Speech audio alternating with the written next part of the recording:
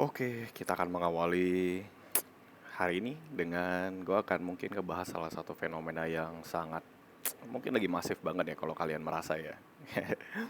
Setelah artikel gue kemarin yang gue rilis, dan kalau kalian bisa cek sebenarnya beberapa artikel udah gue rilis dan ini gue cuma mengaktualkannya dengan versi video. Jadi biar gue bisa upload ke YouTube channel YouTube gue.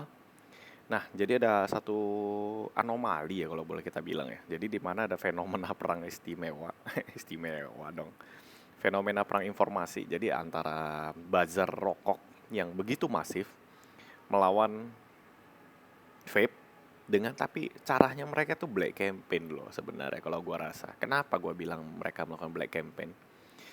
Jadi makin kesininya gue makin melihat kalau black campaign ini bukan bukan cuma sekedar pembahasan medis, tapi lebih ke mereka itu punya satu pattern yang sama, terus mereka punya pola yang sama, ya pattern sama pola sama lah ya.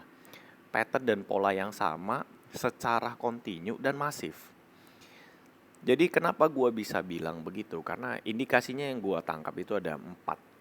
Satu, narasinya seragam dan berulang-ulang. Popcorn lang, popcorn lang, popcorn lang. Dimana kalau kalian ngikutin video terakhir gua ngebahas tentang popcorn lang, daripada kalian semua, ini gua kasih tahu ya ke buzzer-buzzer ya. Daripada kalian membahas popcorn lang, lebih baik kalian bahas COPD ataupun yang lain-lain deh. Beneran. Tapi kalau kalian selalu membahas popcorn lang, gue bilang itu konyol sih. Karena memang popcorn lang itu bukan karena terjadi oleh vape. Tapi popcorn lang itu bisa disebabkan oleh orang yang over pemakaian atau over using dalam merokok.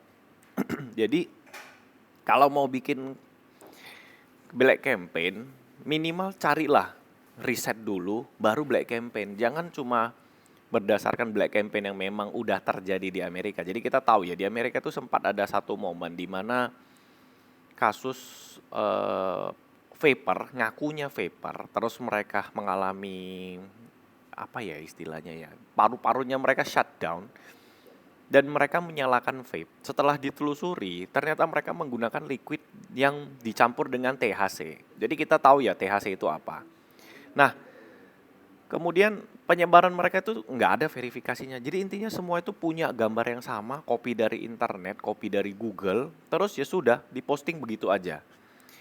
Nah, tapi kalau untuk akun anonim ada beberapa. Jadi ini polanya begini. Mereka sekarang udah nggak menggunakan akun anonim. Mereka pakai buzzer atau influencer, tapi yang nge-support untuk supaya naik itu pakai akun anonim.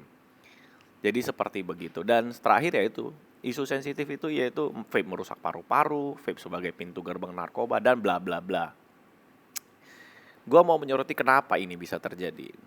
Mungkin saja, ini masih mungkin. Gua nggak menuduh, tapi ini mungkin. Jadi untuk mempertahankan pangsa pasar itu salah satunya adalah membuat vape supaya kesannya tidak baik dibandingkan rokok konvensional.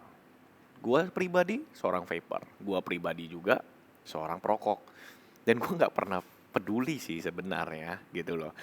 Ada momen dimana gua mau nge-vape, ada momen dimana gua akan beli rokok. Jadi intinya konyol aja ya, mungkin gua nggak tahu kenapa. Terus mempengaruhi regulasi. Jadi membentuk opini negatif itu supaya pemerintah itu lebih ketat dalam menyoroti vape. Jadi kita tahu akhirnya. Jadi kalau misalnya kita tarik garis merahnya dari awal pemerintah begitu straight, ya mungkin karena memang buzzer-buzzer ini diatur, disuruh untuk membuat campaign seperti begitu biar vape ini makin lama makin susah. Terakhir itu meningkatkan kekhawatiran publik. Ya, balik lagi ke seperti yang tadi gue bilang. Jadi menggiring persepsi bahwa vape itu lebih berbahaya daripada rokok. Meskipun belum ada konsensus ilmiah yang meyakinkan itu. Tapi gue kadang senangnya di dunia vape itu, ya vapor-vapor itu lumayan kompak sih. Bikin scan MRI sendiri, foto toraks sendiri, dan terus dipublikasi. Gue udah pakai vape dari berapa lama. Ya itu salah satu testimoni secara subjektif lah. Tapi itu it's good gitu loh. Kemudian dampaknya terhadap masyarakat dan industri untuk black campaign ini sebenarnya sangat merugikan, yaitu disinformasi massal. Kalian dari yang nonton video ini udah berapa kali ngelihat kalau orang tua kalian, grup WhatsApp keluarga itu pasti bahasnya tuh nanti tentang vape. Jadi oleh karena itu ya menurut gua ya nggak tahu ya kenapa gitu loh. Nah, cara menyikapinya dari indonesiavape.com kita ada 4 sih kita ada buat. Yaitu satu, bersikap kritis terhadap konten viral. Jadi jangan biarkan mereka yang melakukan black campaign itu bisa makan ataupun dapat spotlight. Kemudian verifikasi, salah satunya gue kemarin kenapa gue rilis video tentang riset vape terbaru. Kemudian laporkan pastinya dan dukung riset ilmiah independen. Jadi artinya kalau misalnya ada riset yang memang bersifat ilmiah, support, jangan kendor. Oke, jadi itu aja dari gue untuk video kali ini.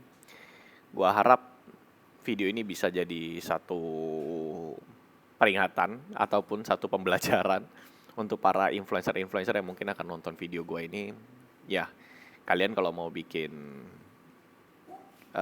satu campaign tentang vape, pintar dikit lah, minimal main-main lah ke indonesiavape.com. Dan kalian bisa lihat di sini apa yang kalian bisa serang, karena gue membuka pintu buat kalian sebenarnya. Jadi kalian bisa cari materi di sini dan kemudian kalian boleh pakai itu. Tapi ingat, lakukanlah dengan bertanggung jawab. Dan gue yakin kalian pun akan sadar sendiri sih bahwasannya campaign yang kalian lakukan itu useless gitu loh. Jadi itu aja dari gue.